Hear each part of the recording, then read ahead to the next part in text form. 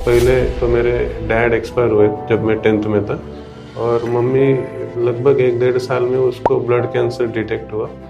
बड़ा भाई भी मतलब वो अच्छा आईटी कंपनी में था, पर कुछ कारणवश 2010 में उसका भी देहांत हुआ। ऐसे भी बच्चे थे जिनको मैंने संभाला, वो ही मेरे को गन लेके मारने आए थे। तो लिटरली पेरेंट्स रो रहे थे कि एक ज़माना ऐसा था, एक टाइम ऐसा था कि यही पुलिस की वैन हमारे बच्चों को उठा के लेके जेल में डालती थी, और आज यही पुलिस की वैन बच्चों को खेलने के बाद उनको इज्जत से छोड़ने को आ रही है। और ये सब देखने के लिए आमिर खान जैसे एक्टर आए थे, देखने के लिए कि सिटी में क्राइम कैसे कम हो रहा है। और तभी के जज इतने खुश हुए कि नहीं क्या, this is next to impossible कि कोई भागा नहीं। तो उसी दिन मतलब 9 में से 8 बच्चों को उन्होंने रिहा कर दिया उसी दिन।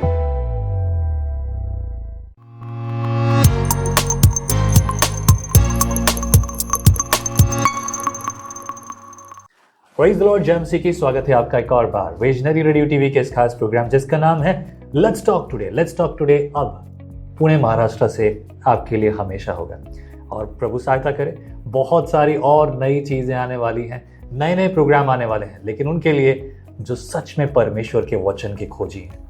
आज लेट्स टॉक टुडे में संदेश लेकर आया है, एक ऐसा संदेश जिसके बारे में आपको प्रभु परमेश्वर ने न जाने कितनी बार अपने वचन के द्वारा बताया, सिखाया, समझाया और कहा है। और वो ये है, मैं जब भूखा था तुमने मुझे रोटी ना दी, जब मैं प्यासा था तुमने मुझे पानी ना पिलाया, जब मैं जेल में था तब तुमने मेरी सुधि ना ली। लेकिन आज एक संदेश है हमारे बीच में, और संदेश परमेश्वर के संदेश को जेल में लेके जा रहा है। आइए बात करते हैं हमारे बीच में भाई Sandesh Bode. Praise the Lord brother. प्रभु की स्तुति हो। नाम भी बहुत खास है, आपकी मदर ने, आपके पिता ने, किसने रखा ये नाम आपका संदेश? संदेश नाम के पीछे भी एक स्टोरी है। क्या बात है? मेरा जन्म 24 दिसंबर 1986 में हुआ, और क्रिसमस के एक दिन पहले। और घर वालों को यह लगा कि शायद से मैं एक संदेश लेके आया हूँ कि मेरे पीछे तारनहारा आ रहा है। हाँ। तो इसके वजह से मेरा नाम संदेश रखा था। क्या बात है। आई बिलीव कि आपकी पूरी फैमिली जो है वो बहुत ज़्यादा आत्मिक रही होगी, या फिर नॉमिनल थे? मम्मी आत्मिक थी, और पापा भी गॉस्पेल शेयरिंग का अच्छा काम करते थे। पर ज़्यादा करके जो मम्मी का जो सिखाया था, वो बहुत काम आया, क्योंकि वो भी एक सोशल वर्कर थी, और मतलब बहुत सारा उससे सीखा हो। तो मैं ये मान के चलो कि पूरा परिवार प्रभु की शुभ समाचार की सेवा से, संदेश से भरा हुआ था, इसीलिए आपका नाम भी संदेश रखा। राइट। आपके बाकी भाई बहन, उनका नाम क्या है? एक बड़ा भाई था, उसका नाम दिनेश था, और एक दूसरी बहन थी, उसका नाम स्नेहल था। ओके, तो सब वैसे ही है बिल्कुल। क्या बात है, प्रभु आशीष करे। एक सेवकाई आप करते हैं, ये सेवकाई बहुत अलग है। जेल में बंद जवानों के लिए, you know, we talk lot, we talk about the testimonies and all, but I must say that मैं हमेशा लोगों को कहता हूँ, टेस्टिमनीज बहुत सारे लोग देखते हैं, ये हो गया उसके जीवन में, वैसा हो गया। Testimonies are good, right? वो टेस्टिमनी है, लेकिन टेस्टिमनी के साथ साथ एक जरूरी चीज है बुलाहट। गवाही के साथ साथ बुलाहट। तो आपकी गवाही तो जरूर सुनूंगा मैं, लेकिन बुलाहट पर बात करना चाहता हूं।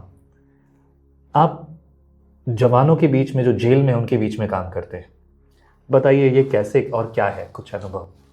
शुरुआत तो इससे करूँगा कि मेरी मम्मी, जैसे मैंने पहले कहा कि एक वाकड़ नाम का एक जगह है, स्लम एरिया है, और उसमें वो डे केयर सेंटर का काम करती थी, उसमें वो बच्चों को संभालने का काम करती थी।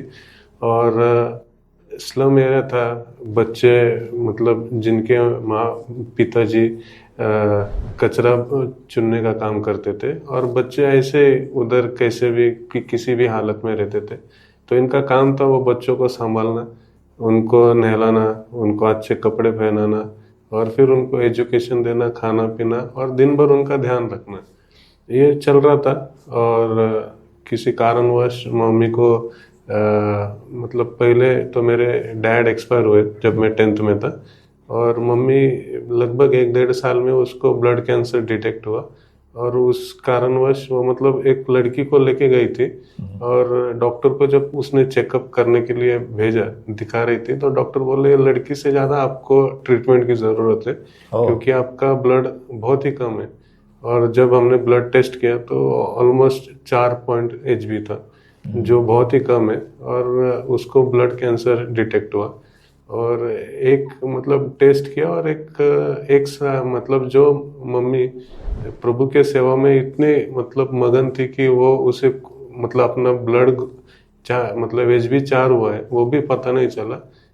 ट्रीटमेंट किया और हमको लगा ट्रीटमेंट से कुछ होगा, पर 1 ही महीने में उसका देहांत हुआ। मतलब वो ट्रीटमेंट केस में इट वाज अनएक्सपेक्टेड कि कोई प्रभु की सेविका जो सेवा कर रही थी, 1 महीने पहले वो किसी को हॉस्पिटल लेके गई थी, और 1 महीने में आज पता चल रहा है कि वो इस दुनिया में नहीं है। तो वो डाइजेस्ट करना हुआ एक मतलब वो ये था, और उसमें बहुत सारे फिर प्रभु ने बहुत तभी मुझे वचन में बढ़ाया। 10वीं में था तभी डैड चले गए, 1-1.5 साल नहीं हुआ कि मम्मी गई, तो मुझे हमेशा यूब का जीवन याद आता था। आयुब का जीवन जिसमें उसके सब चले जाते हैं, पर फिर भी वो तभी जब भी हमारे घर में प्रेयर होता था ये इसमें, तो हमारे पास्टर जी ने कहा था कि ये पूरे सिचुएशन में आयुब ने कभी प्रभु को दोष नहीं दिया।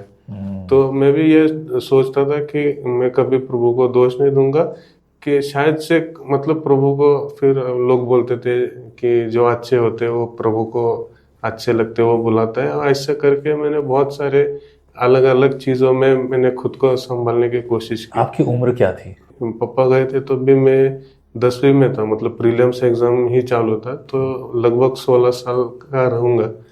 और मम्मी गई तभी फर्स्ट ईयर में था, तो तभी एक 17-18 साल का रहूंगा, मतलब 1-1.5 साल के। मतलब 2002 में डैड चले गए जनवरी में, और 2004 के नवंबर में 2004 के नवंबर में मम्मी चली गई। इस ऐसे समय में जब आपको सबसे ज़्यादा ज़रूरत है अपने पेरेंट्स की, पेरेंट्स नहीं है, राइट। घर के बड़े हैं?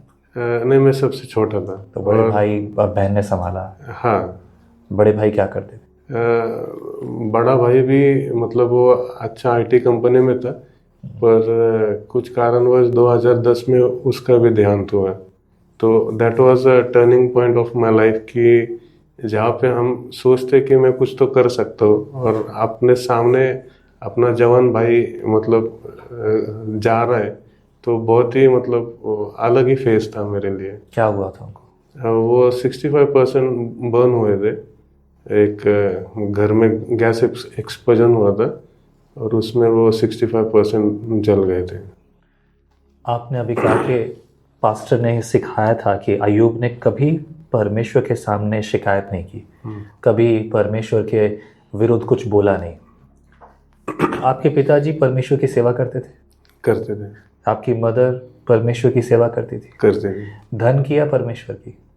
परमेश्वर की।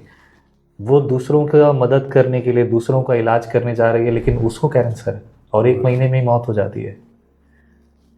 आपका बड़ा भाई जिस पर अब पूरे घर की आशा, दोनों भाई बहन की आशा बनी हुई है, वो भी जल के मर जाता है, ऐसा जो सोच नहीं सकते। तब भी आपके मन में परमेश्वर के प्रति कुछ? मतलब हमेशा ऐसा लगता था कि एक टाइम आया था कि ऐसा लगा कि आयुब की टेस्ट ले रहे थे, मतलब प्रभु आयुब की टेस्ट ले रहे थे, पर उसमें ये बाकी लोगों को क्यों जान गंवानी पड़ी। मतलब एक मेरे दिमाग में क्वेश्चन था, पर तभी एक आंसर भी तभी मिला कि जब आप परमेश्वर के लिए कुछ करते हो तो फिर आपको बाकी लोगों के बारे में ना सोच के आपका सिर्फ ध्येय प्रभु ही होना चाहिए। और जो सिचुएशन आई, तो ये सिचुएशन ने शायद से मुझे आज ये मुकाम पे खड़ा किया। अगर सब अच्छा चलता तो शायद से मैं भी किसी गली में किसी IT कंपनी में या कहीं और व्यस्त होता था, पर कुछ बनाने के लिए प्रभु की एक अलग योजना होती है, और वो जो भी देगा, जैसे आयोग बोलते हैं कि सिर्फ हम सुख ही ले क्या, मतलब हमेशा प्रभु से ब्लेसिंग ही लेना उचित बात नहीं, तो जो भी आएगा एक्सेप्ट करना चाहिए और वो हमेशा अच्छे के लिए करता रहेगा, ऐसा मुझे लगता है। संदेश के जीवन में संदेश इसलिए है क्योंकि उसने ये सब कुछ अपनी आंखों से देखा है। वेल, आप आईटी प्रोफेशनल हैं, राइट, बाय प्रोफेशन, लेकिन आप आईटी नहीं, आईटी छोड़ दिया आपने बाय प्रोफेशन। हाँ, कंपनी से निकाला गया था। कंपनी से निकाल दिया गया था। अब मैं ये पूछूंगा ज़रूर कि कंपनी से क्यों निकाला था। बहुत बार लोग बोलते हैं हाँ कुछ तो गलत होगा, पर हर बात के पीछे गलत और सही नहीं पर बड़े बड़े कारण होते हैं। And we have to talk, we have to be clear in this. पर एक सवाल है कि बहुत से लोगों के मन में ये चीज़ें रहेंगी। अभी आपने कहा कि एक व्यक्ति के, अय्यूब के जीवन में जो परीक्षा आई उसकी वजह से कई और लोगों के जीवन में भी बातें आई। जो आपने जो जवाब दिया, ये एक्नॉलेजमेंट लाने के लिए लोगों की ज़िंदगी में या तो वो डिप्रेशन में चले जाएंगे या फिर वो ऐसे बहुत सारी चीज़ों में फंस जाएंगे जिसकी वजह से उनका सब कुछ बर्बाद हो जाता है। तो सवाल ये, आपको ये बात किसने बताई कि ये सब परमेश्वर की योजना में है और परमेश्वर आपको किसी और स्थान पर ले जाता है, इसीलिए ये सब हो रहा है? जैसे कहा कि पहले से तो बाइबल रीडिंग था, मतलब पर्सनल लाइफ भी प्रभु में था। और सबसे ज़्यादा तकलीफ जब हुई कि समझो डैड जब गए तो मम्मी थी, तो ऐसा लगा कि चलो मतलब कोई तो है, उसके लिए जीना चाहिए। फिर जब मम्मी चली गई तो ऐसे लगा कि जीने का मतलब पूरा मतलब ही चला गया, मतलब कोई तो साथ में रहना चाहिए था।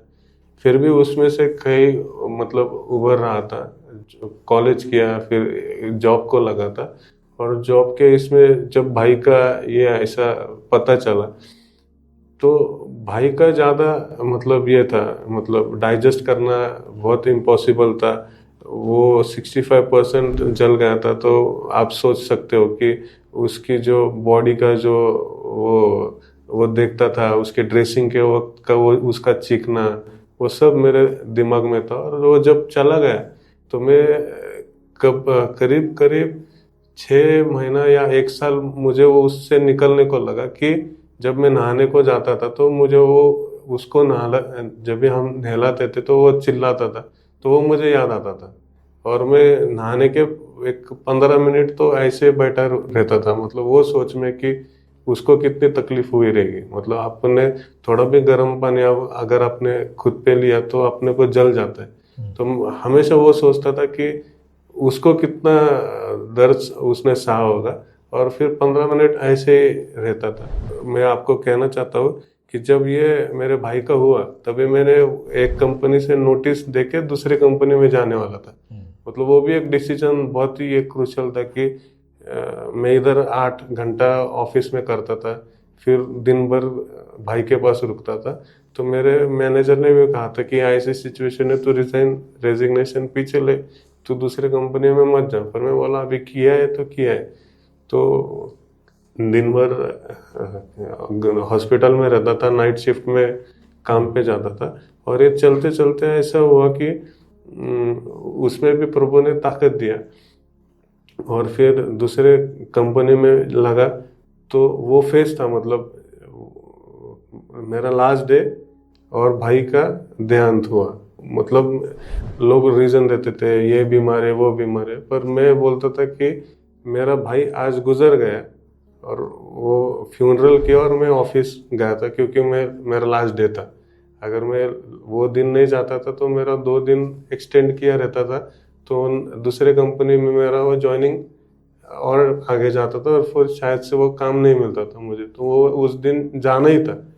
तो मैं सोचा कि अगर मैं भाई का फ्यूनरल करके अगर जा सकता हूँ तो ये दुनिया में ऐसा कोई रीज़न नहीं है कि काम को मैं नहीं गया करके। तो फिर वो एक सिचुएशन था। फिर नए कंपनी में गया, फिर उसका ट्रेनिंग, फिर वो भाई का याद आना, मतलब वो बहुत डिफिकल्ट फेज था।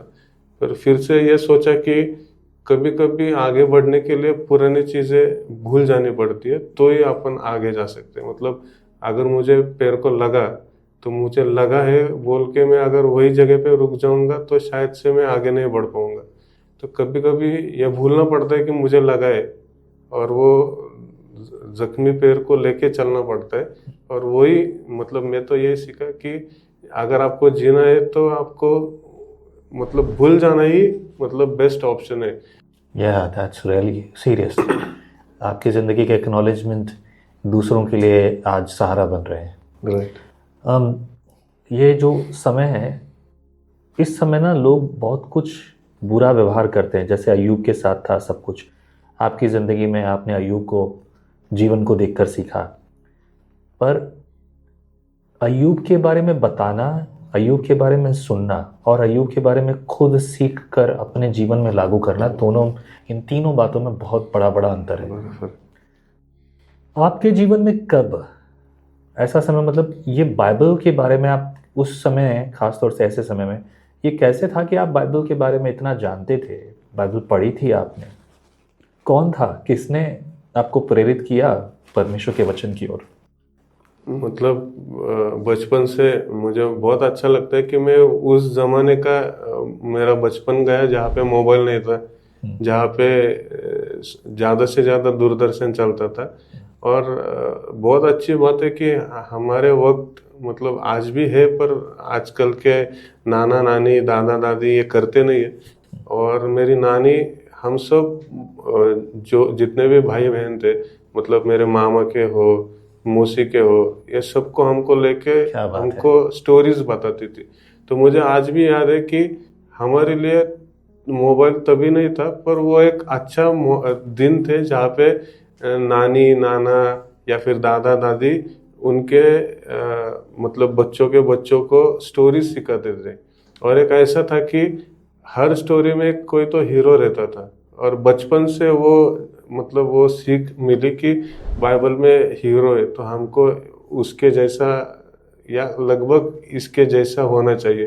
तो ऐसे बहुत सारे कैरेक्टर्स थे, दाऊद थे, फिर ऐसे बहुत सारे अच्छे अच्छे कैरेक्टर बचपन में हमको शमूएल था। फिर मतलब एक स्टोरी ऐसी थी जहाँ पे एस्तर रानी की थी।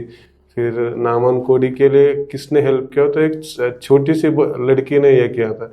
तो बचपन से वो था कि जैसे वो छोटी लड़की ने एक पूरे देश को मतलब प्रभु के ओर लाया, तो हम भी बचपन से ये कर सकते हैं। मतलब एक छोटे छोटे कैरेक्टर्स अगर आप आज अपने बच्चों को सिखाओगे, तो मुझे लगता है कि जैसे मुझे अय्यूब मालूम था, इसलिए वो सिचुएशन में वो रिलेट कर पा रहा था, और वो सिचुएशन रिलेट करने के वजह से मैं वो सिचुएशन जी भी रहा। मतलब कभी कभी लगता था कि शायद से सिर्फ साल बदल गया हो, पर शायद से आज अय्यूब रहता तो मेरे जैसे कुछ बात करता रहता। अब क्योंकि परमेश्वर ने आपको ऐसी बुरी संगति से बचाया, उसके वचन ने बचाया, और मेरे मन में बहुत आदर है आपकी नानी के लिए कि जिन्होंने परमेश्वर के वचन से आपके लिए बोया, न केवल आपके लिए, बाकी सब भाई बहनों के लिए भी और बच्चों के लिए भी। तो उनकी सेवा बहुत बड़ी है ना। हम बोलते हैं हम पास्टर हैं, हजारों को सुसमाचार सुनाते, लाखों को करोड़ों को जाता है, ठीक है, लेकिन आपकी नानी की सेवा सिर्फ थोड़े लोगों में थी, अपने बच्चों में रही होगी, आई डोंट नो, पर मैं जितना सुन रहा हूँ। पर आज उनकी सेवा से न केवल आपकी ज़िंदगी बची, पर अब आप ऐसे लोगों की ज़िंदगी में जाके काम कर रहे हैं जहाँ पर आम लोगों का पहुँचना मुश्किल है, लगभग बहुत ही ज़्यादा इम्पॉसिबल सी बात है। करते हैं हमारे कुछ भाई बहन जेल में जाके सेवा करते हैं, लेकिन आप जेल में उन जवानों के बीच में सेवा करते हो जो ऐसी ही परिस्थितियों में मर्डर करके या किसी और तरह के केस में है। उसके बारे में बताइए कि अब आपकी सेवा कैसी है। पहले क्वेश्चन आपका था कि सेवा कैसी शुरू हुई।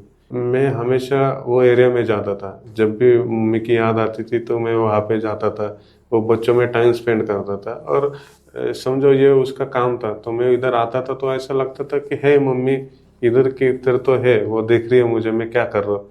तो मैं वो बच्चों में टाइम स्पेंड करता था। और फिर ऐसे करते करते कई साल बीत गए, और जो बच्चे छोटे थे वो आज थोड़े जवानी में आए थे।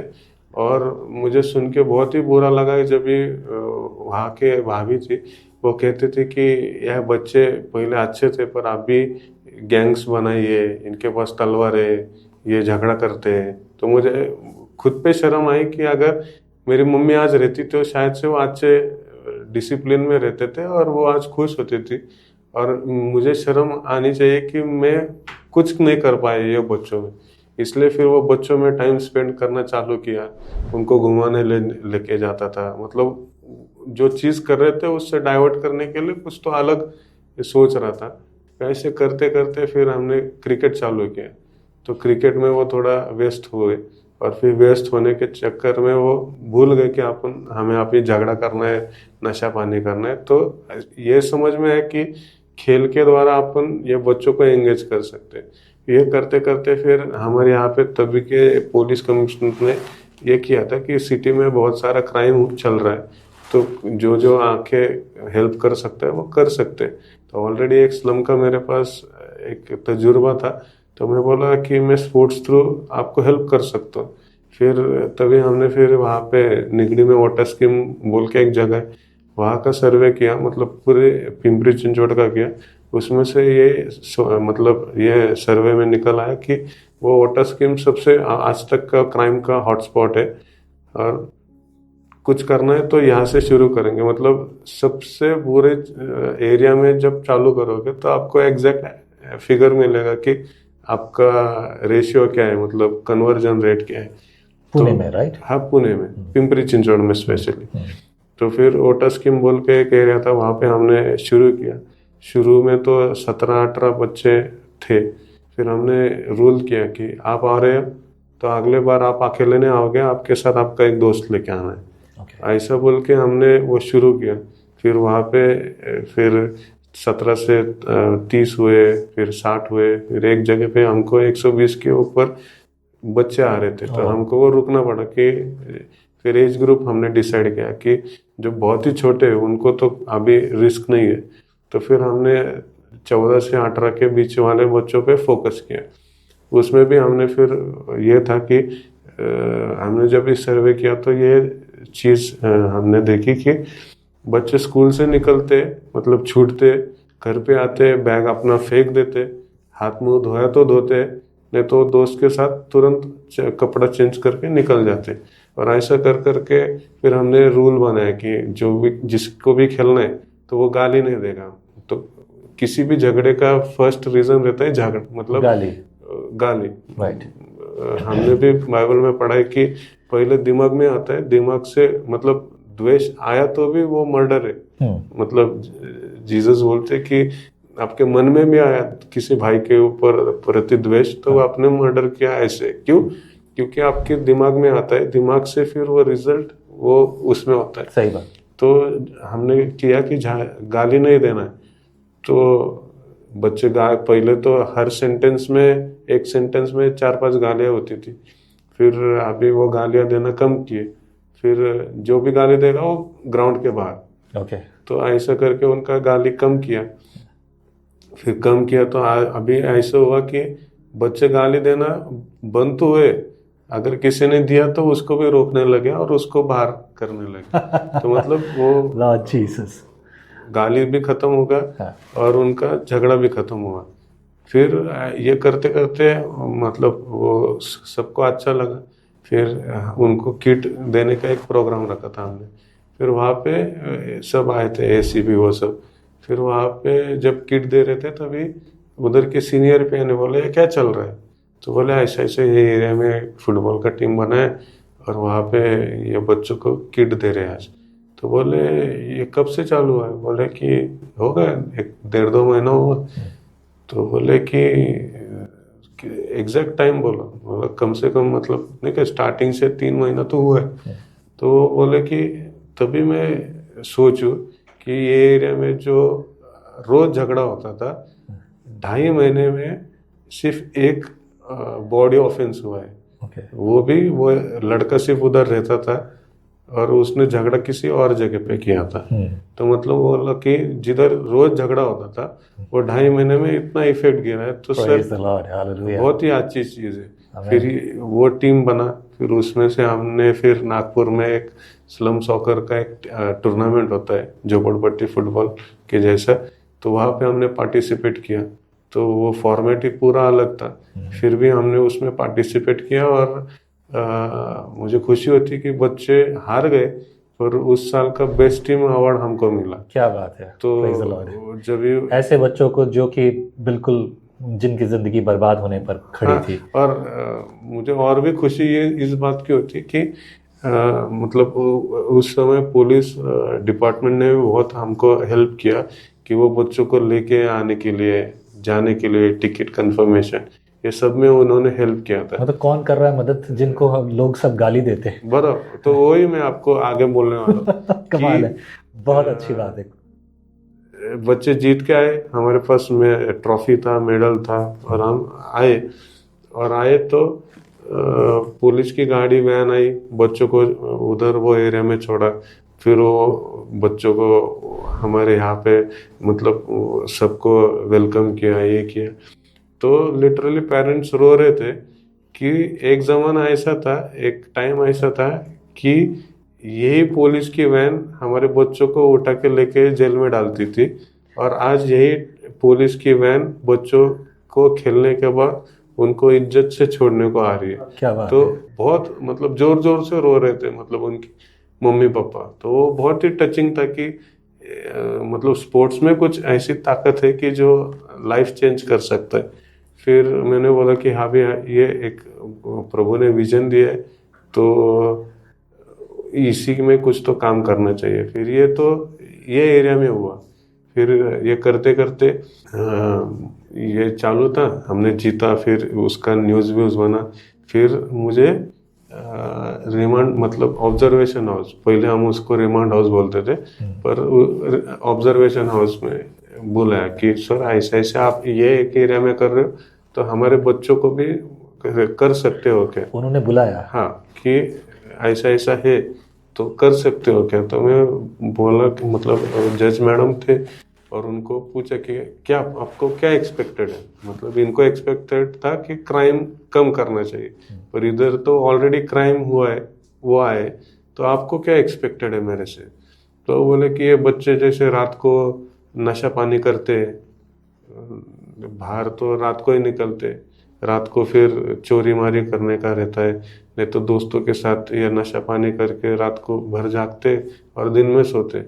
यहाँ पे प्रॉब्लम ऐसा है कि ये दिन भर तो एंगेज रहते, पर जब रात में आते तो इनको नींद नहीं आता है, और नींद नहीं आता तो फिर इसको गाली दे, उसको गाली दे, वो फ्रस्ट्रेशन में झगड़ा कर, ये कर, ऐसा वो सिचुएशन था। तो हम क्या कर सकते हैं इसके लिए? मैं बोला आप 3 दिन दो मुझे। वो बोले कि सर 3 दिन ने हमने बहुत क्या क्या किया है, मतलब साइकेट्रिस्ट को दिखाया, डॉक्टर्स को दिखाया, काउंसलिंग किया, क्या क्या नहीं किया, मतलब सिर्फ आप लास्ट ऑप्शन हमको लग रहा है कि ये करो। तो मैं बोला ठीक है, अपन ट्राई करते, मुझे 3 दिन दो करके, मैं सैटरडे आऊँगा, अपन मंडे बात करेंगे। बोले ठीक है। फिर मैं सैटरडे गया, उनका एक्सरसाइज लिया 1 घंटा। मतलब एक्सरसाइज भी ऐसे छोटे बच्चों जैसा नहीं, पूरा मतलब उनको थकाने का काम किया। ओके। वो फिर सैटरडे को पूरा दिन 1 घंटा एक्सरसाइज किए, 1 घंटा खेले, और लगभग में 10 बजे गया रहेगा, 10 से 12 बजे तक हमारा चला वो सब सेशन, और 1 बजे वो खाना खाए। फिर मैं मंडे को गया और बोला कि मैडम ऐसे ऐसे एक सेशन लिया है मैंने, तो क्या है उसका कुछ रिजल्ट आया क्या? बोला आपने क्या जादू किया है, जो बच्चों को हमने इतना क्या क्या इलाज किया हुआ नहीं, पर आपने तो एक ही दिन में 2 घंटे में काम किया। कैसा? तो बोला देखो, बच्चे थकेंगे, खाएंगे तो सोएंगे, आप वो थकेंगे ही नहीं तो वो सोएंगे नहीं, और सोएंगे नहीं तो झगड़ा करेंगे। तो मैंने कुछ नहीं, मैंने सिर्फ साइंस का रूल अप्लाई किया। बोला, और साइंस का रूल बोलता है कि energy can not be created nor be destroyed, it can transfer from one form to another. तो उनका सिर्फ नेगेटिव एनर्जी पॉजिटिव एनर्जी में आपको कन्वर्ट करना है। उनका जो भी एनर्जी है वो खेलो, उनको थकाओ, उनको एक्सरसाइज कराओ, और वो थक जाएंगे तो अच्छे एनर्जी में, पॉजिटिव एनर्जी में जाएंगे। और वही हुआ, खाना खाए, वो फिर जो बॉडी पेन चालू हो उनका, तो सैटरडे का रात तो ऐसे मतलब पागल जैसे सोए थे। बोले संडे भी सोए, और मंडे को उठा रहे थे तो भी वो उठ नहीं पा रहे थे, क्योंकि बोले मैडम बहुत ना हमारा बॉडी पेन हो रहा है। बोला यही आपको करना है। तो फिर वहाँ पे कल्चर ही हुआ कि मतलब स्पोर्ट्स वहाँ पे अभी मैंडेटरी हुआ। क्या बात है। और फिर ये करने के बाद फिर से यहाँ के तभी एक टीम बना था। फिर अभी नए कमिश्नर आए थे, वो बोले कि अभी पिंपरी चिंचवड़ मतलब बहुत न्यूज़ में बहुत आ रहा है, अभी वो बीच में कोयता गैंग ये सब चालू हुआ था, तो आप क्या कर सकते हो। तो मैं बोला ये हमने एक ऑलरेडी एक प्रोजेक्ट किया था, मतलब एक रोल मॉडल जैसा। अगर एक स्लम में एक करने के बाद अगर अपन ये कर सकते हैं, मतलब उसका रिजल्ट की क्राइम कम हुआ है, तो जितने स्लम एरिया है जहाँ जहाँ पे भी मतलब ये बच्चों का रेट ज़्यादा है, वहाँ पे आप चालू करो। तो फिर वो बोले आपका हेल्प लगेगा। मैं बोला वॉलेंटरीली मैं जितना हेल्प कर सकता हूँ मैं करूँगा। फिर हमने ये किया कि पहले तो सर्वे किया कि पिंपरी चिंचवड़ में कितने स्लम्स है, तो ऑलमोस्ट 72 स्लम्स इस एरिया में है, मतलब पिंपरी चिंचवड़ में। फिर हर पुलिस स्टेशन के अंडर कौन सा स्लम आता है, फिर वो छोटे बड़े ऐसे करके हमने 32 फुटबॉल टीम बनाई। अच्छा।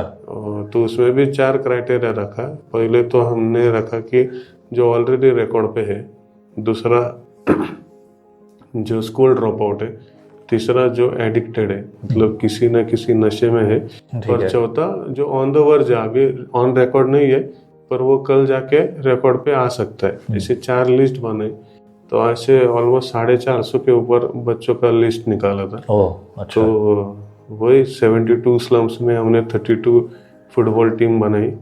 और ये बच्चों में काम किया। और ये सब देखने के लिए आमिर खान जैसे एक्टर आए थे देखने के लिए कि सिटी में क्राइम कैसे कम हो रहा है। मतलब हमने क्राइम कम तो नहीं किया, पर जो ज्यादा बढ़ रहा था उसको कहाँ पे, मतलब जो ऑलरेडी हुए थे उनको तो नहीं रोक पाए, पर जो नए आने वाले थे उनको हमने रोक लगा। दूसरों की जिंदगी बर्बाद होने से पहले, शैतान के हाथ में जाने से पहले आपने उनको किसी तरीके से रोका। But not only this, and मेरे पास सवाल बहुत है, लेकिन मैं सवाल ज़्यादा नहीं पूछूंगा, पर मैं ये पूछूंगा आपसे कि आपने जेल में जो सजा याफ्ता मुजरिम थे उनको भी लेकर आप दूसरे स्टेट में भी गेम खिलाने लेके गए। Is that easy? वो एक बहुत ही बड़ा चैलेंज था। चैलेंज मतलब ऐसे कि जब ये ऐसे दिमाग में आया कि क्यों ना इनको हम मतलब इधर ही खेल रहे थे। मतलब हमने जब भी चालू किया उधर स्पोर्ट्स कल्चर हुआ, फिर उधर ही हमने स्पोर्ट्स डे उनका रखा, और वो बच्चे बहुत अच्छा खेल रहे थे। तो सिर्फ उनको वहाँ पे खिलाता था, तो उनके दिमाग में एक ऐसा था कि काय को खेलने का, इधर ही खेलने का है, तो उसका क्या यूज होगा। फिर वो कोई जो नहीं खेलने वाले बच्चे थे, क्या तो वो सर आके टाइम पास करता, तुम्हारा क्या फ्यूचर है उसमें, तुमको बाद में तो झोपड़पट्टी में जाना है, तुमको बाद में वही करना है, तो क्या वो उसके पीछे काय को लगे तुम। तो वो जाके बोलते थे सर मेरा करियर का क्या है, मैं स्पोर्ट्स तो खेल रहा हूँ, मैं सीरियसली मैं तो अभी। एक तो था कि मैं इधर से निकलने के बाद एक वो एरिया में दहशत बन जाती है कि अरे ये जेल जाके आया, तो एक तो मैं इधर से जाऊंगा तो मैं हफ्ता चालू करूंगा, नहीं तो मैं कुछ तो ऐसा करूंगा जिससे मेरा अर्निंग चालू हो। अगर आप बोल रहे हो फुटबॉल खेलूंगा तो मेरा करियर नहीं है, मतलब मैं सिर्फ इधर खेल के उधर जाके क्या करेंगे। तो फिर से वो डाइवर्ट हो रहे थे कि नहीं क्या, देखो हम कितना भी बोलेंगे, फिर कल जाके उनको उनको एक खाना है, और वो सिचुएशन को उनको ही फेस करना है। तो मैं बोला कि ये अगर वो उनके दिमाग में आता है तो हमको उनको टूर्नामेंट खिलाने के लिए लेके जाना पड़ेगा, उनको इसमें क्या करियर है, क्या ग्रोथ है, वो दिखाना पड़ेगा, एहसास दिलाना पड़ेगा। तो मतलब आप तो उसके अंदर सिर्फ उनको खेलने के लिए रख सकते हो, और आगे की दुनिया तो नहीं दिखा सकते, और सबको तो नहीं लेके जा सकते। तो जो जाके आया वो बाकी लोगों को बोलेगा, और वो फिर वो एक चैनल तैयार होगा। तो ये दिमाग में आया, ये मैंने शेयर किया कि सर मेरा ऐसे दिमाग में हम जा सकते हैं। तो जैसे मैंने बोला कि अरे तुमको मालूम है क्या, ये सेम आपके जैसा एक के दिमाग में आया था, और उन्होंने ये बच्चों को, आप तो हफ्ता भर बोल रहे, वो इंस्टीट्यूट ने तो एक दिन के लिए इनके ट्रिप को ये किया था, प्लान किया था कि हम एक दिन का ट्रिप प्लान करेंगे। उसमें ये बच्चे ट्रिप को गए, मतलब तभी उनका वो जो एनजीओ था उनका स्टाफ था, वो जो ऑब्जर्वेशन हाउस है उनका स्टाफ था, फिर पुलिस प्रोटेक्शन भी लिया था। ऐसे बहुत सारे लोगों को लेके वो बच्चों को वो ट्रिप को लेके गए थे। और वो ट्रिप में लेके जाने के बाद बच्चे दिन भर खेले कूदे, अच्छा एंजॉय किया। और रिटर्न आने के वक्त जो लेके गए थे उनका पर्स लैपटॉप ये सब लेके भाग के चले गए। ओके। तो बोले कि वो जो लेके गए थे उनको भी इंक्वायरी हुआ, और मतलब एक दिन में इतने लोग होके भी बच्चे भाग जाते हैं, कभी कभी तो अंदर से भी भाग सकते हैं। आप तो मतलब ये मतलब नेक्स्ट टू इम्पॉसिबल वाली चीज बोल रहे कि आप अकेले लेके जाओगे। मैं बोला कि मतलब मैं हमेशा ये मानता हूँ कि if God has a vision he also has a provision. मतलब सिर्फ वो आपको ये विजन नहीं देगा, क्योंकि उसके लिए जो भी नेसेसरी जो भी चीज़ है वो आपको देगा। तो मैं बोला उसने अगर मेरे दिमाग में डाला है ना तो कुछ तो भी रहेगा। तो मैं बोला ट्राई तो करते सर, कुछ हुआ तो मैं उसकी जिम्मेदारी लूंगा। मतलब जिम्मेदारी कैसी? जिम्मेदारी ऐसी कि अगर समझो मैंने नहीं मतलब लड़के भाग गए तो हाँ, फिर आपको क्या मिलने वाला है? किस तरह की पनिशमेंट हो सकती है? पनिशमेंट ये है कि मैंने इनको हेल्प भागने के लिए हेल्प किया, तो मैं भी वो जो भी क्राइम थे उनमें मैं भी वो उसमें ये होता था कि मुजरिम के साथ मुजरिम। हाँ और फिर मुजरिम वैसे को ही भगाने के लिए एक अलग एक ये रहता है, सजा रहती है कि आपने प्लान करके उनको भगाया। तो मैं बोला कि मतलब है ना आपने इसमें तो ट्राई करेंगे। और तभी ये सब तो चालू था, पर बैकग्राउंड में जो पर्सनल लाइफ है उसमें मैं ये सोच रहा था कि देख, मैं जब प्रभु के साथ प्रार्थना कर रहा था, जब मैं प्रभु के साथ बात कर रहा था, तो मैंने ये किया कि this is the litmus test, नहीं क्या मतलब ये मेरा टेस्ट है। अगर तुझे लगता है कि मैं मतलब तुम्हारे लिए कर रहा हूँ या अच्छा सच्ची में कर रहा हूँ, तो इसमें तुम मेरे साथ रहे। जैसे मूसा ने कहा कि अगर तुम मेरे साथ हो तो मुझे लेके चलो, नहीं तो मुझे यहीं रुकाओ। तो मैं भी बोला कि अगर तुम्हारे से ये काम होगा तो आप मुझे ये परमिशन ये सब दोगे और फिर से लेके आने के लिए आप मुझे हेल्प करोगे। अगर आपको लगता है कि मैं ये नाम के लिए कर रहा हूँ, मैं फेमस होने के लिए कर रहा हूँ, मैं पैसों के लिए कर रहा हूँ या किसी और चीज़ों के लिए कर रहा हूँ जो आपको अच्छा नहीं लगता हो, एक गलत इंटेंशन, मतलब हमारे सेवा में भी कभी कभी अलग अलग इंटेंशन होते हैं। हाँ, तो अच्छे भी इंटेंशन होते हैं, बुरे इंटेंशन भी होते हैं। तो कोई ऐसा इंटेंशन जो आपको अच्छा नहीं लगता हो, ऐसे कोई भी ये इनमें से रीजन होगा तो इसमें से बच्चे भाग जाएंगे, मैं प्रॉब्लम में आऊंगा और ये मेरा काम बंद हो जाएगा। तो ये आपकी प्रार्थना थी? ये मेरी प्रार्थना थी, ये मेरा टेस्ट है। मतलब आपने बोला है ना कि ये काम मेरा है, प्रभु आगे तू संभाल। हाँ, जैसे मैंने शुरू में ये किया था कि जैसे आपने भी बोला कि जब मैं बीमार था तू मुझे मिलने नहीं आया, जब मैं भूखा था तूने खाना नहीं दिया, जब मैं बंदीवास में था तो मुझे मिलने नहीं आया। तो बोला ये वचन पे मैंने ये सेवा चालू तो की है, पर अगर आपको अच्छी लगती होगी तो ही मुझे इसमें से आप लेके जाओगे। और फिर वो बच्चों को लिया, फिर बच्चों से ही, अभी मैं आपको तो नहीं बोल सकता कि आप बुरे हो, तो मैंने बोला कि आप तो बहुत अच्छे हो, जितने भी आप यहाँ पे बैठे हो उनका एक अलग मीटिंग लेता था और पूछता था कि ऐसा ऐसा प्लान है, अपने को जाने का है, तुम अच्छे हो पर मुझे इन फ्यूचर कभी लेके जाने का हो तो बच्चे आपके जैसे अच्छे नहीं रहेंगे, तो वो भागेंगे तो क्या क्या रहेंगे। मतलब उनके मन से निकलना था मुझे कि क्या क्या हो सकता है पॉसिबिलिटी। बोले सर ट्रेन में गए तो प्लेटफॉर्म से ही शुरू होगा भागना। अच्छा। बोला कैसा? 4 लोग आगे भागेंगे, 4 लोग पीछे भागेंगे। आप एक तो 4 लोग को पकड़ सकते हो, फिर भी 4 तो जाएंगे ही जाएंगे। मैं बोला ये भी बात सही है। बोला चलो स्टेशन तक मैंने किसी टीम को लेके आया, स्टेशन के अंदर फिर ट्रेन में बिठाए। सर आप टिकट निकालोगे?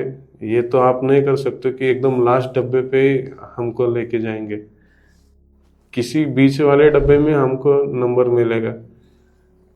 उसमें भी फिर वो डब्बा तो पूरा ऐसा ये रहता है, ओपन रहता है, उसमें भी फिर से 4 इधर जाओ, 4 इधर जाओ, 4 उधर जाओ, 4 उधर जाओ, नहीं तो किधर भी जाओ, आप किधर जाओगे, बोला ये भी सही है।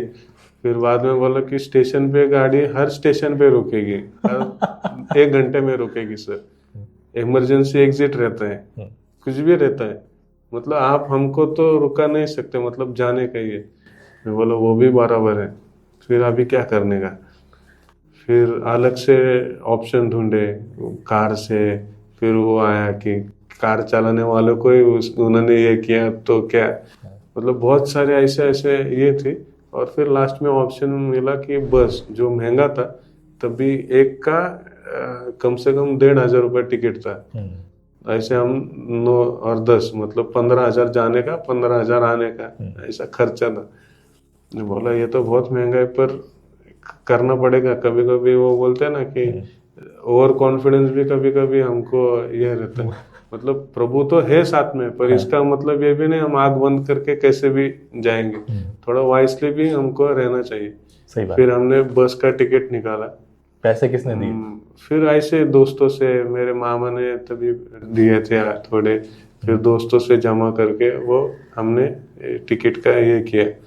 फिर बस में बैठे बच्चे, उनको पीछे बिठाया और मैं सबसे आगे वाले इसमें गया। उसमें भी एक लड़का था जो लॉकडाउन में वो अंदर था, लॉकडाउन खत्म होने के बाद भी वो अंदर ही था, क्योंकि उसके घर वालों ने उसको निकाला नहीं था। और वो अंदर का माहौल और बाहर का माहौल वो सूट नहीं हो रहा था उसको। और मैं जैसे आगे था वो आया भागते भागते ऐसा, और दरवाजे की तरफ जाने लगा, तो मैंने उसको पकड़ा। मैं बोला क्या कर रहे हैं, तो बोला कुछ नहीं सर, नहीं क्या, मेरे को वॉमिटिंग जैसे हो रहा है। मैं बोला गाड़ी रुका है तो ये भाग के जाएगा, तो लिटरली उसका ऐसे कॉलर मैंने पकड़ा था और वो चलते इसमें वो उसने वॉमिटिंग किया था और उसको फिर से अंदर रखा था। मतलब ये सबको नो को आगे एक सीट पे कंट्रोल कर पा रहा था।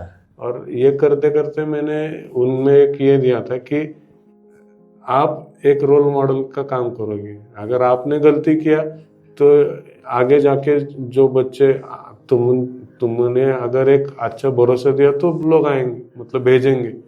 अगर आपने रॉन्ग कुछ एग्जांपल सेट किया तो आगे के बच्चे को प्रॉब्लम आएगा। तो नो है तो नो, आप एक रोल मॉडल के जैसे आपको काम करना है। तो आपने उनको एक मकसद दिया, राइट? मकसद दिया और एक प्यार दिया कि देखो मैं ये कोई करता नहीं है, मैं बोला, पर मेरा तुम्हारे पे प्यार है इसलिए मैं कर रहा हूँ, तुम्हारे पीछे तो, मेरी जिंदगी दावत पे लगी है। हाँ, और मैं तुमसे प्यार करता हूँ, तो देखो मेरे प्यार का तुम कैसे मेरे को ये करते, रिटर्न धोखा देते क्या नहीं देते।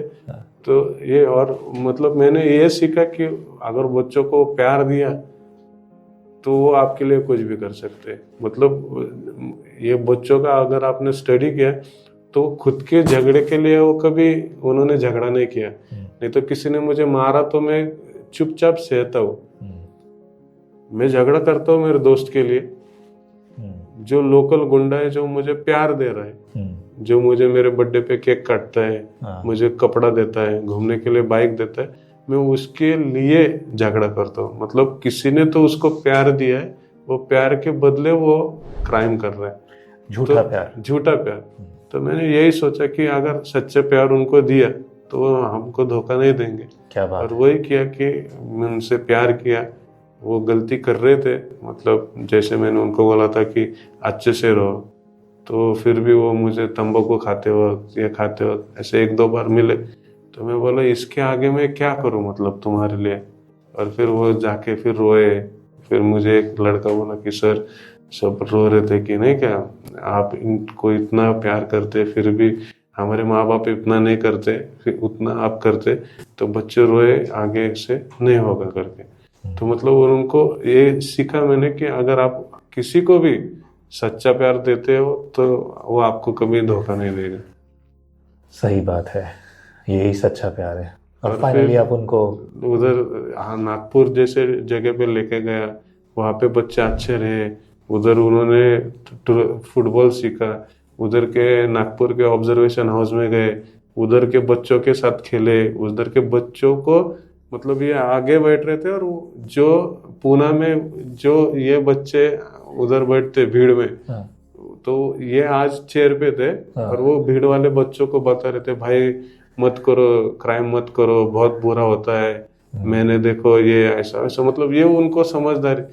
कभी कभी क्या होता है कि मैं आपको बोलूंगा तो अपना लैंग्वेज शायद से मैच हो जाएगा तो आप समझ जाओगे, हाँ, पर ये जो स्लम के बच्चे हैं, नहीं तो ये जो क्राइम वाले बच्चे हैं ना, उनका टोन लैंग्वेज एक अलग रहता है, वो भाईगिरी जैसे उनकी भाषा रहती है। तो भाईगिरी में भाषा में कोई उनको अच्छा सिखा रहा है तो वो उनको इजीली टच होता है। तो जो लड़का बोल रहा भाई मैं भी बहुत नशा करता था पर आज मैं छूट गया, आज मैं खेल रहा हूँ, तो वो मैं जो बोल रहा था उससे ज्यादा वो उनका टच हो रहा था, क्योंकि वो रिलेट कर पा रहे थे कि मैं भी इसके जैसे था और ये अगर सुधर गए तो मैं भी सुधर जाऊंगा। क्या बात है। तो फिर वो नागपुर के ऑब्जर्वेशन में उन्होंने बताया। फिर लास्ट डे में ये बच्चों ने उधर के लोकल छोटे बच्चों का एक टूर्नामेंट ऑर्गेनाइज किया। फिर वो पूरा ऑर्गेनाइज ये बच्चों ने करके वो टूर्नामेंट उन्होंने सक्सेसफुली ये किया था। क्या बात है। फिर वो हो गया, फिर बहुत सारे न्यूज़ में ये आया था कि कुछ तो अच्छा हो रहा है करके। और फिर हम पूना आ रहे थे, पूना आए, फिर मेरे दिल की धड़कन एकदम तेज होने लगी कि मतलब वो लिटरली वो पिक्चर जैसा सीन मुझे अभी भी याद है कि ये बच्चे उतरे, फिर वो गेट से वो ऑब्जर्वेशन हाउस के गेट तक बहुत बड़ा ऐसा डिस्टेंस है, तो जैसे जैसे सब एक एक एक एक कदम डाल रहे थे तो मुझे लगा अभी कोई भाग रहा है, अभी मतलब वो रिलेट कर पा रहा था कि सब जा रहे और अभी गेट तक आए और कोई एक आधा भागा तो भी पूरे हफ्ते भर के इसमें पानी, पर कोई भागा नहीं, अंदर गए, बच्चों किसी के साथ बात किया और तभी के जज इतने खुश हुए कि नहीं क्या this is next to impossible कि कोई भागा नहीं। तो उसी दिन मतलब 9 में से 8 बच्चों को उन्होंने रिहा कर दिया उसी दिन, क्योंकि वो लोग ईमानदार थे और वो एक अच्छा एग्जाम्पल सेट हुआ कि अगर आप अच्छे रहोगे तो मतलब कानून भी आपके साथ है। सिर्फ एक लड़का उसको रखा था क्योंकि वो सजा का मतलब सजा में था, उसको ऑलरेडी 2.5 साल का सजा था, तो वो सजा खत्म होने तक उसको उधर रहना ही कंपलसरी था। पर बाकी के 8 बच्चे उसी दिन रिहा हुए थे। क्या बात है, हालेलुया, कितनी खूबसूरत बात। और ये सबसे बड़ी मेरी टेस्टिमनी है कि मतलब जहाँ पे आप सोचो एक एनजीओ है, बहुत पैसा है, स्टाफ है, पुलिस प्रोटेक्शन है, वहाँ से लोग बच्चे भाग सकते, पर जब प्रभु आपके साथ है, आप अकेले हो और आपको एक % भी आपको कुछ तकलीफ नहीं है। If God is with us, हमारे खिलाफ कौन हो सकता है? कौन नहीं। संदेश के जीवन का संदेश पूरा हुआ। Correct. We all have lot of things around us, बहुत सारी चीज़ें हमारे आसपास हैं। परमेश्वर ने हर एक के लिए एक योजना रखी है। Sometime we see that early in our life, जल्दी कभी कभी देखने को मिलता है, कभी बहुत दिनों के बाद। एंड आई बिलीव आपको ये पता नहीं था, पर मैं ये पूछूंगा ये आइडियाज़ किसने दिए कि 32 टीम बनाना है, सारे विलेजेस को लेना है, या कोई था आपके साथ जो आपको ये सिखा रहा था? नहीं, मैं हमेशा मेरी एक अच्छी चीज़ है और मैं सब यूथ्स को मतलब जो भी ये देख रहे हैं आपके माध्यम से, मुझे ये बोलने में बहुत आनंद होगा कि आप अकेले होते हो ना, that is the best time to develop your self. मैं गाड़ी चलाता हूँ, नहीं तो मैं अकेले जब भी रहता हूँ तो मैं प्रभु से बात करता हूँ कि क्या करना नेक्स्ट, मतलब ये तो हुआ, नेक्स्ट मुझे बात है। और जब आप ऐसे बात करते हो तो वो ऑटोमेटिक प्रभु आपको वो विजन देता है, वो मार्ग बताता है। तो मैंने बोला, जैसे मैंने बोला कि एक टीम बनाया था, तो मैंने ये था कि एक टीम बना, आगे क्या, मतलब उसके बाद क्या, मतलब हो गया मेरा सेवा खत्म हुआ।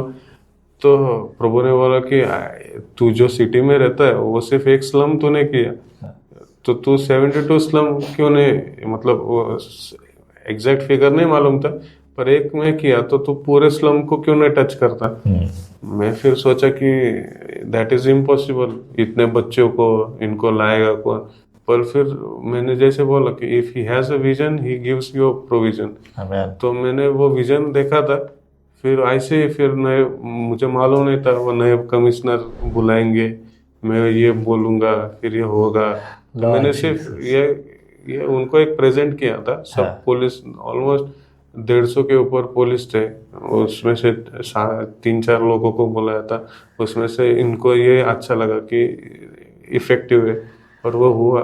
और उसमें खर्चा भी ऑलमोस्ट 20-25 लाख के ऊपर ही हुआ रहेगा। मतलब हाँ। आप सोचो 450 बच्चों का किट, शूज, फुटबॉल, अगर मैं अकेले करता तो दैट वाज इम्पॉसिबल। हाँ। पर पुलिस था, पुलिस ऑफिसर्स थे, इसके वजह से वो इजीली हुआ। कोई कंपनी ने जूते दिए, किसी ने टी शर्ट दिए, तो ऐसे करके मतलब वो हुआ। ये सब और उन्होंने अरेंज किया। हाँ, ये सब उन्होंने किया। हमारा काम था कि वॉलेंटरीली हमने ऑलमोस्ट हमारे 15 कोचेस थे, जो एरिया में जो नज़दीक है वैसे एरियाज में हमने कोचेस रखे थे। तो एक कोच 2 टीम 3 टीम, मैं खुद 8 टीम को कोच कर रहा था। क्या बात है। तो मतलब ये था कि वो विजन वो देते गए। अभी भी मेरा विजन यही है कि सिर्फ अभी यहाँ पे रुकना नहीं है। तो आप बोल सकते हैं बाल अपराधी, नहीं तो विधि संघर्षित बच्चे जो है, वो हर सिटी का प्रॉब्लम है। सही बात है। मतलब हर गांव का प्रॉब्लम है, वो हर सिटी का प्रॉब्लम है, हर डिस्ट्रिक्ट का प्रॉब्लम है, हर स्टेट का प्रॉब्लम है, फिर स्टेट के बाद हर कंट्री का प्रॉब्लम है, और ये ऐसे करके पूरे देश का प्रॉब्लम है। मैं ये काम इसलिए मुझे अच्छा लगता है कि ये बच्चों को बिगाड़ने के लिए आपके पास 100 लोग मिलेंगे। मतलब जैसे मैंने बोला कि झूठा प्यार उनको देने के लिए 100 लोग हैं। और आज देश की हालत यही हो रही है। यही है कि एक मुझे बच्चे चाहिए तो मैं क्या करूंगा, उनको झूठा प्यार दूंगा। उनके पास पैसा भी है, अगर उनको बिगाड़ने के लिए अगर 100 लोग काम कर रहे तो उनको सुधारने के लिए 10 लोगों ने तो भी काम करना चाहिए। और इसीलिए मैं ऐसा सोचता हूँ कि अगर मैंने ये रुका किधर, तो फिर जाके आने वाले दिनों में मतलब भारत भारत नहीं रह के कुछ अलग ही हो सकता है। आज दुनिया देख रही है क्या हो रहा है। हाँ। और यही क्रिसमस के दौरान, और अब तो खैर लोगों को भी समझ में आने लगा है, लोग बोलने लगे हैं। ऐसे संगठन हैं जो आतंकवादी संगठन बने हुए हमारे देश में, जो देश की बात करते हैं लेकिन देश के लिए नहीं, वो देश के लिए दिमाग है, देश को खा रहे हैं। और खासतौर से ये जनरेशन। एक आखिरी सवाल पूछूंगा, ये सब करके आप अपनी पत्नी बच्चों को क्या दे सकते हैं? मतलब कभी सोचा उनके बारे में कि क्या करूंगा मैं उनके लिए? नहीं, मुझे एक्चुअली बुरा लगता है कि मतलब आज सबसे ज़्यादा सैक्रिफाइस उन्होंने किया है। मतलब नहीं क्या, वो शायद से अच्छा लाइफ ये करके ये कर सकते थे, पर शायद से आज जो भी है उसके पीछे उनका बहुत बड़ा सैक्रिफाइस है। ये सब करता हूँ तो मुझे ये सुनने में बहुत अच्छा लगता है, पिक्चर जैसे लगता है, स्टोरी बहुत अच्छी लगती है, पर एक करता हूँ तो भी बहुत रिस्की काम है। रिस्की काम ये है कि जब भी मैं ये बच्चों को बाहर निकालता हूँ, टूर्नामेंट के लिए जाता हूँ, तो ये बच्चों ने किसी का मर्डर किया होता है, तो ये बच्चों ने उनको मर्डर किया है, और वो रुकते हैं मतलब कि ये कभी छूटेगा और इसका मैं मर्डर कभी करूँगा। तो जैसे मैंने समझो किसी को निकाला, तो मुझे रिस्क रहता है कि वो आगे वाली गैंग आके इनको मार ना ले।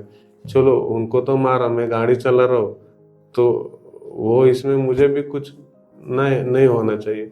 और फिर यही है कि ऐसे भी बच्चे थे जिनको मैंने संभाला, वो ही मेरे को गन लेके मारने आए थे। और फिर मतलब घर का एड्रेस में तो ये कभी कभी अकेले रहना, ये जो चीज़ें, तो शायद से वही है कि आज के लिए तो उनको सिर्फ सैक्रिफाइस है, पर मैं इतना बोल सकता हूँ कि हर ब्लेसिंग के पीछे किसी ना किसी को तो सैक्रिफाइस देना पड़ता है। शायद से आज उन्होंने वो सैक्रिफाइस दिए, पर प्रभु उनको आशीषित करेगा। जो भी उन्होंने मेरे लिए ये किया है, सैक्रिफाइस किया है, उनको प्रभु आशीर्वादित करेगा, तो पक्का देगा। This episode people of God, परमेश्वर के लोग, मैं आपसे बात करना चाहता हूँ। ब्रदर संदेश की ज़िंदगी में बहुत बड़ी चिंता की बात तो है। लोगों की ज़िंदगी के लिए ऐसा ही है। जब यीशु ने अपनी जान दी है तभी आपकी और मेरी ज़िंदगी बची। बिना बलिदान, बिना सैक्रिफाइस के किसी की ज़िंदगी बचाई नहीं जा सकती, इज़न्ट इट? राइट। और अभी इस समय जो काम चल रहा है, जो सेवा चल रही है, इट्स नॉट ईजी।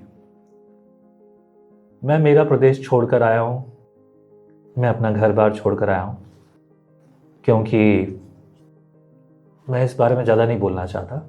समझदार लोग हैं आप, तो ज़्यादा नहीं बोलूँगा। बस ये कहूँगा, यदि आपके मन में बोझ है तो भाई संदेश की मिनिस्ट्री को आप मदद कर सकते हैं। He is alone, no one is with him. कोई और इनके साथ काम नहीं करता। समय समय पे कोई लोग किसी चीज़ के लिए काम मदद कर देंगे। वॉलंटियर लोगों के लिए कोई नहीं पूछता कि आपके घर की क्या ज़रूरत है, सही है ना? पर अगर आपको लगता है तो आप नीचे लिखे नंबर पर इनके लिए ऑफरिंग भेज सकते हैं। फ़ोन पे, गूगल पे है, और जब आप भेजेंगे तो वहाँ लिखिए दिस ऑफरिंग गोज़ फॉर संदेश। अगर आप नहीं लिखेंगे तो वो विजनरी स्टूडियो में काम आएगी। विजनरी स्टूडियो की अपनी ज़रूरतें हैं ताकि हम काम कर सकें, और कई सारी चीज़ें चल रही हैं जो मैं सारी बातें कैमरे पे नहीं बोल सकता। तो आप विजनरी अगर नहीं लिखेंगे तो विजनरी स्टूडियो में काम आएगा। अगर आपने लिखा फॉर संदेश तो जो भी आपकी ऑफरिंग आती है वो संदेश तक पहुंचेगी।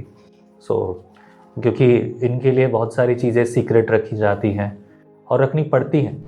आप जो भी दे रहे हो वो परमेश्वर के पास तो नहीं जा रहा, और आपके सेक्रीफाइस से जो आपका अपना है उससे आप अपने जीवन में जो व्यवहार और जो आत्मिक उन्नति प्राप्त करते हो, ये परमेश्वर चाहता है। जब आप ये करेंगे तो परमेश्वर उस बात का प्रतिफल आपको ज़रूर देगा। पर ये यदि आपके मन में पवित्र आत्मा परमेश्वर प्रेरित करे तो, सिर्फ ऐसे नहीं कि आप उत्साहित हो। ऑफकोर्स इनकी टेस्टिमनी, इनकी गवाही सुनकर, इनकी ज़िंदगी की बुलाहट सुनकर मेरी आंखें कई बार भर आई, क्योंकि हम मन के बच्चे हैं। मसीह के अनुग्रह से हम भलाई देखकर खुश होते हैं। ये परमेश्वर का स्वभाव है आप में, मुझ में। पर फिर भी सुनिए पवित्र आत्मा परमेश्वर की। प्रभु आपको आशीष करे। बहुत बहुत शुक्रिया भाई संदेश। प्रभु आपको और आपके परिवार को बहुत आयत से संभाल के रखे और आपको ऐसा बनाए जैसा प्रभु चाहता है। प्रभु की योजनाएं पूरी हो। Be blessed in Christ. प्रभु आप सबको आशीष करे। सुनते रहिए, देखते रहिए। अगर आप चाहें अपनी गवाही, अपने अनुभव शेयर करना चाहते हैं तो आप विजनरी स्टेशन में आ सकते हैं।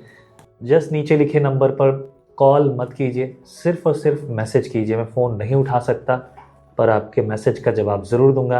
अगर आप कहते हैं कि हमें व्हाट्सएप चलाना नहीं आता, तो भाई या बहन जो भी हैं, आप किसी और से बात कीजिए, वो आपके लिए मदद कर सकते हैं।